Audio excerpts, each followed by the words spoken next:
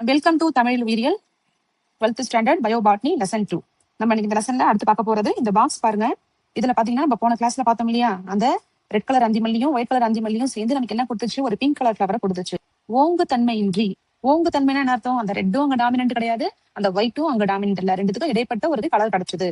So அதோடைய அந்த புறத்தோற்ற வகை வந்து எப்படி உருவானதுங்கிறத பார்ப்போம். இப்ப பாருங்க, இதுல R1 என்னது, ரெட் ஃபிளவர். அது ஏன் ரெட் கலரா இருக்குன்னா, அந்த R1ல அந்த ரெட் கலரை சுரக்கக்கூடிய நொதி அங்க இருக்கு. அந்த நொதி இருக்கிறதுனாலதான் அந்த பூ அங்க ரெட் கலரா இருந்துச்சு. அதுவே பாத்தீங்கன்னா R2 அப்படிங்கிறது என்னது, வெள்ளை கலர் ஃபிளவர்.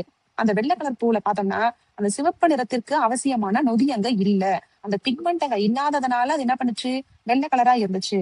ஆனா அந்த இளஞ்சிவப்பா ஒரு பூ பார்த்தோம் இல்லையா, பிங்க் கலர், அதுல பார்த்தோம்னா அந்த பிங்க் கலரை கொடுக்கக்கூடிய புரதம் இருக்கு இல்லையா, அந்த புரதம் எந்த அளவுக்கு சுரக்குது அப்படின்னா, அந்த நொதி வந்து எந்த அளவுக்கு சுரக்குது அப்படின்னா 50% தான் சுரக்குது. 50% சுரக்கிறதுனாலதான் அந்த பூ வந்து என்ன கலரா இருந்துச்சு, இளஞ்சிவப்பு பிங்க் கலரா இருந்துச்சு.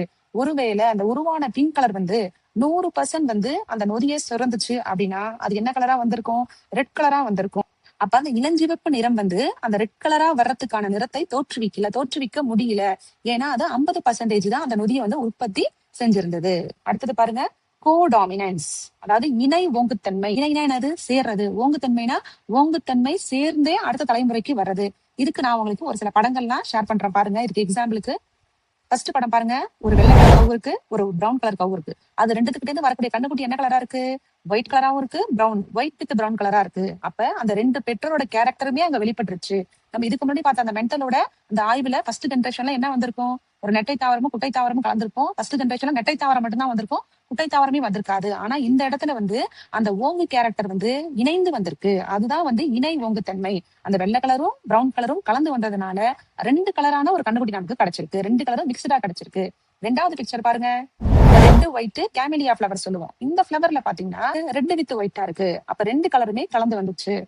மூணாவது படத்தை பாத்தீங்கன்னா ஹீமோகுளோபின், சிக்கிள் செல் ஹீமோகுளோபின் கொடுத்திருக்கோம். அது பாத்தீங்கன்னா நம்ம ஆர்பிசி வந்து ரவுண்ட் ஷேப்ல தட்டை வடிவத்துல இருக்கும். ஆனா இந்த மாதிரி அது அந்த சிக்கிள் செல் வரும்போது, அந்த நோய் வரும்போது நம்ம ஆர்பிசி என்ன வடிவத்துல மாறிடுது, திரைநிலா மாதிரி மாறிடுது. சின்னோண்டு இந்த அருவாள் சைஸ்ல, அந்த அருவாள் இருக்கும் இல்லையா நுனி, அந்த மாதிரி வளைஞ்சிருது. அப்படி வளையும் போது அந்த மனிதருடைய உடம்புல நார்மலான ஆர்பிசியும் இருக்கும், இந்த சிக்கிள் செல் ஆர்பிசியும் இருக்கும். இப்ப அவங்கள்ட்ட இருந்து பிறக்கக்கூடிய குழந்தைங்களுக்கு இந்த நார்மல் ஆர்பிசியும் போயிடும், அந்த சிக்கிள் செல் ஆர்பிசியும் போயிடும். இப்ப எந்த கேரக்டரும் யாரையும் ஒண்ணு தடுக்கல, ஓகேவா, எதையும் மறைக்கல, யாரும் தடுக்கல. இருக்கிற கேரக்டர்ஸ் எல்லாமே சேர்ந்து அப்படியே வெளிப்பட்டுருது. அப்ப இருக்கிறாங்க எல்லாமே வந்து ஓங்குத்தன்மை கேரக்டரா இருக்கு.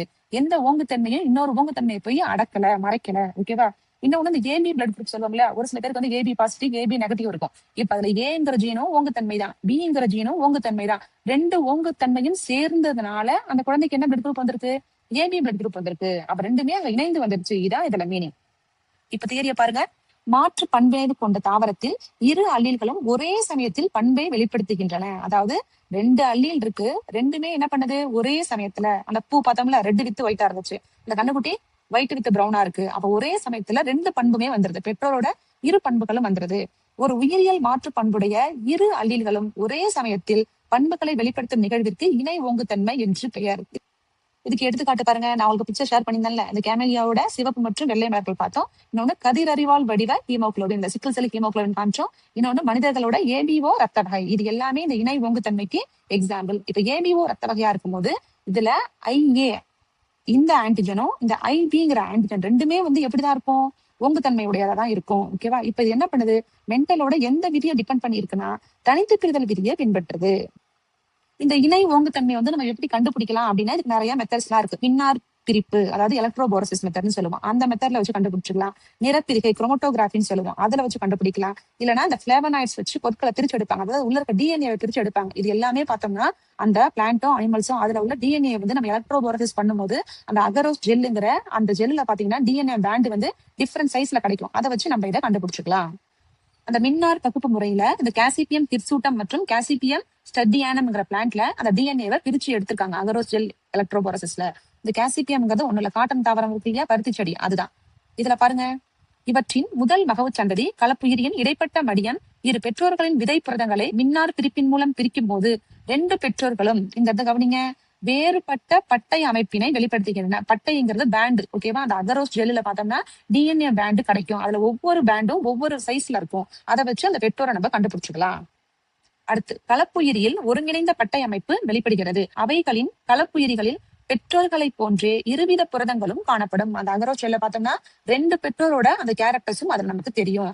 அடுத்தது பெற்றோர்களின் ஒத்த பண்பினைவில் உள்ள பண்புகளை பெற்றிருப்பதுடன் மாற்று பண்பினைவிலான புதிய பண்பு தோன்றுவது குறிப்பிடத்தக்கது. புதிய பண்புனா என்னது? ஒரு பேரண்ட் வந்து அந்த மாடு பார்த்தோம்ல ஒயிட்டா இருந்துச்சு, இன்னொன்னு பிரவுனா இருந்துச்சு. இப்ப அந்த புதிய பண்புங்கிறது கண்ணுக்குட்டி எப்படி இருந்துச்சு? ஒயிட் வித் பிரவுனா இருக்கு. அந்த புதிய பண்பு கண்டிப்பா அங்க வரும். அப்படி இந்த 2 பெற்றோரோட கேரக்டரும் வரும்போது அதோடைய புற தோற்றம் மற்றும் மரபணு விகிதம் என்னவா இருக்கும் அப்படின்னா 1:2:1 இந்த ரேஷியோல நமக்கு கிடைக்கும். அடுத்தது பாருங்க, கொல்லி மரபணுக்கள். கொல்லி அப்படின்னால என்ன அர்த்தம்? கீழ் பண்றதுன்னு அர்த்தம். இப்ப ஒரு உயிரினத்துல திடீர்னு உருவாகக்கூடிய ஒரு டிஃபரெண்ட் ஜீன் என்ன பண்ணும்? ஒரு மியூட்டேஷனான ஒரு ஜீன் என்ன பண்ணும்னா அந்த உயிரினத்தையே கொல்லக்கூடிய ஒரு திறன் அதுக்கு இருக்கு. ஃபார் எக்ஸாம்பிள் இதுக்கு மட்டும் இந்த ஹீமோஃபிலியா பார்த்தோம்ல, கதிரறிவால் ஹீமோகுளோபின். அப்ப அந்த ஆர்பிசி வந்து என்ன வடிவத்துல போயிடுச்சு? பிறைநிலா வடிவத்துல போயிடுச்சு. ஃபார் எக்ஸாம்பிள் நம்ம உடம்புக்குள்ள ஒரு 100 ஆர்பிசி இருக்குன்னு வச்சுக்கோங்க. அதுல வந்து ஒரு 5 ஆர்பிசி என்ன பண்ணிடுச்சுன்னா அந்த கதிரறிவால் வடிவத்துல மாறிடுச்சு. இப்ப மீதி 95 எப்படி இருக்கு? நார்மலான வடிவத்துல இருக்கு. ஆனா இந்த மாறின 5 கதிரறிவால் ஹீமோகுளோபின் என்ன பண்ணும்னா மீதி உள்ள 95 ஆர்பிசியும் அந்த மாதிரி வடிவத்திலே மாத்திரும். இப்ப நம்ம ஆர்பிசி அந்த மாதிரி பிறைநிலா வடிவத்துல மாறிடுச்சுன்னா அந்த ஆர்பிசியால அதிகமான ஆக்சிஜனை உள்ள எடுத்துக்க முடியாது. நம்ம உடம்புக்கு மெயினா ஆக்சிஜன் சப்ளை பண்றதே யாரு? எல்லா செல்களுக்கும் ஆக்சிஜனை யாரு சப்ளை பண்றா? ஆர்பிசி தான் சப்ளை பண்ணுது. அப்ப அதோட வடிவம் வந்து அந்த மாதிரி ஆகும்போது அதுல ஹீமோகுளோபின் குறையும். ஹீமோகுளோபின் குறைஞ்சிச்சுன்னா அந்த ஆர்பிசியால அதிக அளவு ஆக்சிஜனை உள்ள எடுக்க முடியாது. அப்ப நம்ம உடம்புல உள்ள எல்லா செல்களுக்கும் ஆக்சிஜன் பற்றாக்குறை, அந்த உயிர் வாயுவான அந்த பிராணவாயு பற்றாக்குறை ஏற்பட்டு கடைசியா நம்ம இறந்து போயிடுவோம். அப்ப அந்த ஒரே ஒரு ஜீன் என்ன பண்ணிருக்கு? மத்த இருந்த எல்லா நல்ல ஜீனையும் கொண்டு இருக்கு. அதுதான் கொல்லி மரபணுக்கள். தியரிய பாருங்க. உயிரினத்தை கொல்லும் திறனுடைய அல்லீல்களுக்கு கொல்லும் மரபணுக்கள் என்று பெயர். ஒரு உயிரினத்தை கொல்லக்கூடிய ஒரு ஜீனு மரபணுக்கு பேர் தான் கொல்லி மரபணு. இதை யார் கண்டுபிடிச்சிருக்காங்கன்னா 1907 ஈபாருங்கிற சயின்டிஸ்ட் இந்த கொல்லி மரபணுவை எந்த பிளான்ட்ல கண்டுபிடிச்சிருக்காருன்னா ஸ்னாப் டிராகன்ங்கிற பிளான்ட்ல ஆன்டிரைனம்ங்கிற ஸ்பீஷியஸ்ல கண்டுபிடிச்சிருக்காரு. இதுல வந்து ஒரு 3 வகை தாவரங்கள் இருக்குன்னு சொல்றாரு.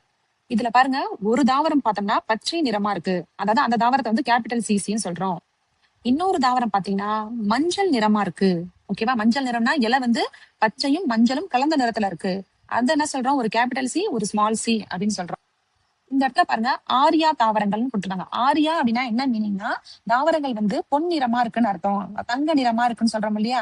அந்த கலர், அதாவது எல்லோயிஷா இருந்தாதான் நம்ம ஆரியான்னு சொல்லுவோம். 3வது பிளான்ட் பார்த்தோம்னா வெள்ளை கலரா இருக்கு. ஓகேவா? அந்த பிளான்ட்ல வந்து அப்ப குளோரோஃபில்லே இல்ல. அதை வந்து என்ன சிம்பிள்ல சொல்றோம்? Small CC. அப்ப பச்சை நிறமா ஒரு பிளான்ட் இருக்கு. அதாவது இலைகள் வந்து பச்சை பசேன்னு பசுமையா இருக்கு. அதான் மீனிங். அடுத்தது மஞ்சள் நிறம்னா இலைகள் வந்து மஞ்சளும் பச்சையும் கலந்த நிறத்துல இருக்கு. 3வது தாவரம் வெள்ளையா இருக்கு. ஏன்னா பல குளோரோஃபில்லே இல்ல. இப்ப இந்த 3வது தாவரம் இருக்குல்ல, அதுதான் கொல்லி மரபணு. அப்ப அந்த தாவரத்துல உள்ள கொல்லி மரபணு என்ன பண்ணும்னா அந்த தாவரம் பச்சை பசையும் இருக்கு இல்லையா, அதுல உள்ள எல்லா குளோரோபில்ஸையும் கொண்டுட்டு கடைசியா தாவரத்தால என்ன பண்ண முடியாது? பச்சையம் இல்லைன்னா ஒளிச்சேர்க்கை பண்ண முடியாம தாவரமாக இறந்து போயிடும். தேடிய பாருங்க, ஒத்த பண்பிணைவு பெற்ற பசும் தாவரங்களில், பசும் தாவரம்னா எல்லாம் வந்து என்ன கலரா இருக்கு? பச்சை நிறமா இருக்கு. அதோட மரபணு வந்து சிசின்னு சொல்றோம் கேபிட்டல்ல. ஒத்த பண்பிணைவு பெற்ற வெள்ளை தாவரங்கள்ல ஸ்மால் சிசின்னு சொல்றோம். ஆரியா தாவரம்னா பொன்னிறமா இருக்கு. அதாவது இலைகள் வந்து மஞ்சள் நிறம் கூடிய பச்சையா இருக்கு. அது வந்து ஒரு கேபிட்டல் சி, ஒரு ஸ்மால் சி சொல்றோம். இவை பச்சை மற்றும் வெள்ளை நிறம் கொண்ட தாவரங்களாக உள்ளன. இரு ஆரியா தாவரங்கள் உண்டாக்கும் 2ஆம் வகவு சந்ததிகளில் புறத்தோற்ற வகைய மற்றும் மரபணு வகைய விகிதங்கள் என்னவா இருக்கு? 1:2:1. இதை நீங்க ஞாபகம் வச்சுக்கணும். கோடாமினன்ஸ், லீத்தல் ஜீனு இது எல்லாமே பார்த்தோம்னா இந்த ரேஷியோல தான் வரும். ஆகவே என்ன கலர்ல இருக்கு பாருங்க, ஒரு பச்சை கலர் செடி இருக்கு, இன்னொன்னு 2 Arya plant. Ariana yellow with கிரீனா இருக்கு.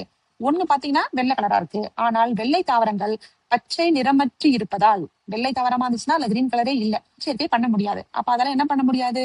வாழ இயலாமல் போகிறது. எனவே 2ஆம் வகவு சந்ததியின் விகிதம் மாற்றமுற்று 1:2 தான் சொல்றோம். ஏன் இங்க சொல்றோம் பாருங்க.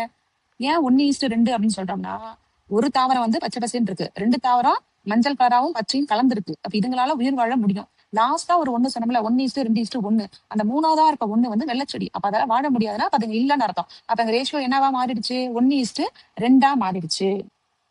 அடுத்தது, முழுவதும் ஓங்கு அல்லது முழுவதும் ஒடுங்கு கொல்லி அல்லீல்களை பெற்ற உயிரினத்தின் அல்லீல்கள் கொல்லி மரபணுக்களாக இருப்பின் அவை 2ஆம் வகவு சந்ததியின் மரபணுவாக்க விகிதமானது முறையே 2:1 சொல்லலாம், இல்லைன்னா 1:2 அப்படின்னு சொல்லிக்கலாம்.